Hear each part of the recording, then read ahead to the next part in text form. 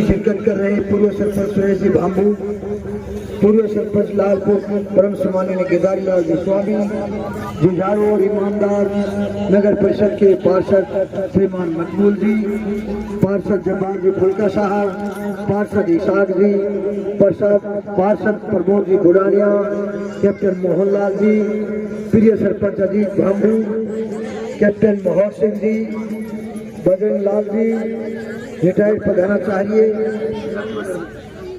शत्रुघ्न सिंह जी, मुख्य कार्यकर्ता लाल सिंह जी, फोटोग्राफर आजम अली जी, अब्दुल हमीद जी सहित तमाम मंचस्थ अतिथिगण, मंच के समक्ष विराजमान वार्ड संख्या 1, 2, 4 और आसपास से झुंझुनू नगर से पधारे हुए बहादुर बुजुर्गों, हम उम्र साथियों, युवाओं जिनके कंधों पर भावी भारत का जिम्मा है और विशेष रूप से ये युवा शक्ति मेरे लिए पूंजी है अर्थात असेट है। इसके अलावा मंच के समक्ष विराजमान आदरणीय मेरी माता, बहनों और बेटियों, मीडिया से पधारे मित्रों, बंधुओं, आप सभी इस चुनावी सभा में पधारे।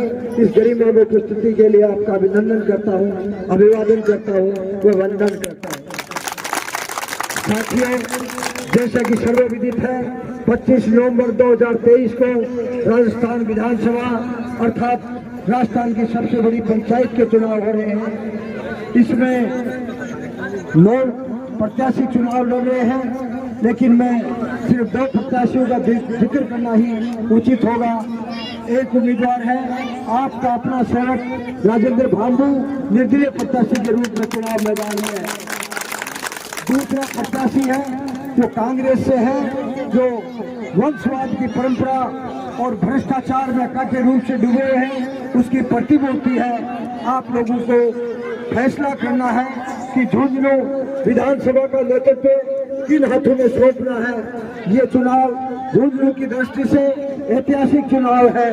ये ऐतिहासिक चुनाव इस मायने में है कि अगर इस बार भ्रष्टाचार और वंशवाद के प्रतिमूर्ति बजरंग लोला अगर विधानसभा में गए तो निश्चित रूप से आने वाले 50 साल तक या कोई भी सुयोग्य व्यक्ति यहाँ चुनाव लड़ने की इच्छा नहीं रखेगा। तो मैं साथियों से निवेदन करता हूँ कि इस बार अगर भूलवश भी आपने विजेंद्र जी को प्रतिनिधि चुन लिया तो आने वाली पीढ़ी आपसे पसंद करेगी कि 2023 में कौन मतदाता थे, आप और हमको वो माफ नहीं करेगी। इस बात का आप लोगों को ध्यान रखना है। इसके अलावा ये झुंझुनू विधानसभा के आम नागरिक के मान और सम्मान का चुनाव है। इस बात का आपको फैसला करना है कि झुंझुनू की अस्मिता कायम रहनी है, भाईचारा यहाँ बना रहना है, माता बहन और बेटियों की इज्जत आबरू बचानी है, जो भय का वातावरण और माफिया जो पनप रहे हैं अर्थात अपराध मुक्त झुंझुनू बनाना है। इस बात का फैसला आप लोगों के हाथ में है। आपका अपना सेवक आप लोगों के बीच में है।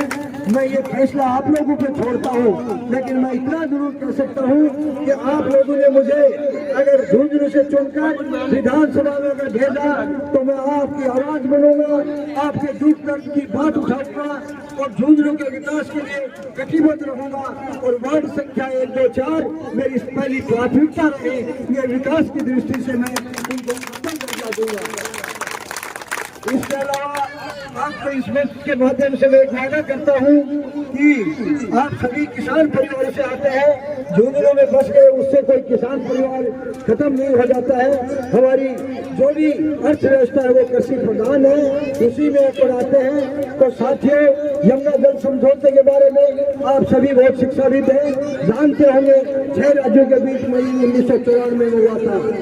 उसमें 5 राज्यों में यमुना जल समझौता लागू हो चुका है, लेकिन शुरुआती सरकारें और वर्तमान जनप्रतिनिधि की उदासीनता के कारण झुंझुनू यमुना जल समझौते से वंचित है। हालांकि उसकी गाइडलाइन 2003 में तय हो चुकी है। झुंझुनू को 1981 क्यूसेक पानी मिलना है। तो साथियों, उसकी वैलिडिटी भी 2025 है। अगर आपने मुझे विधानसभा में भेजा तो मैं आप लोगों से वादा करता हूं कि झुंझुनू के लिए यमुना जल समझौता लागू करवा के रहूंगा। और कोई भी अगर किसी तरह की परेशानी आई तो आप लोगों के जन सहयोग से सड़क से लेकर आंदोलन करके जल समझौते को लागू करूंगा।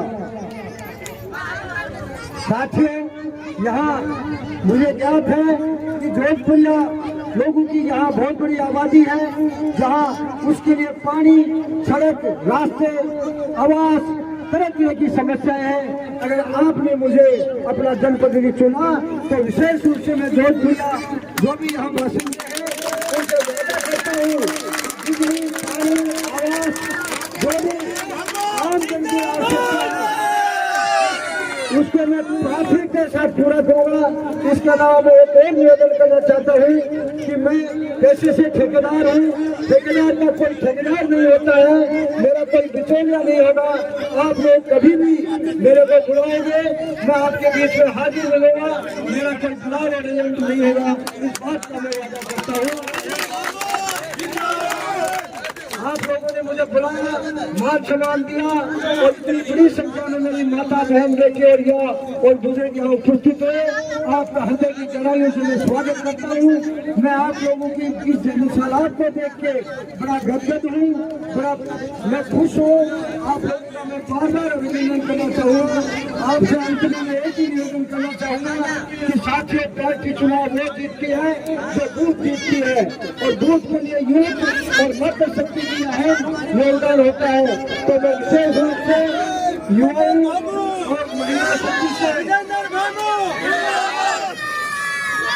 मैं निवेदन करना चाहूंगा कि 25 नवंबर 2023 को अंश में स्नान करके सभी युवा और मेरी माता बहन बेटियां जल्दी से जल्दी बूथ पे पहुंचे और आपके अपने सेवक राजेंद्र गांधी के पक्ष में अलमारी के निशान पर आगे लोकतंत्र के सबसे बड़े यज्ञ को वोट के रूप में आहुति देकर मुझे सफल बनाए और विकास में भागीदार बने। इन्हीं शब्दों के साथ मैं आपका बहुत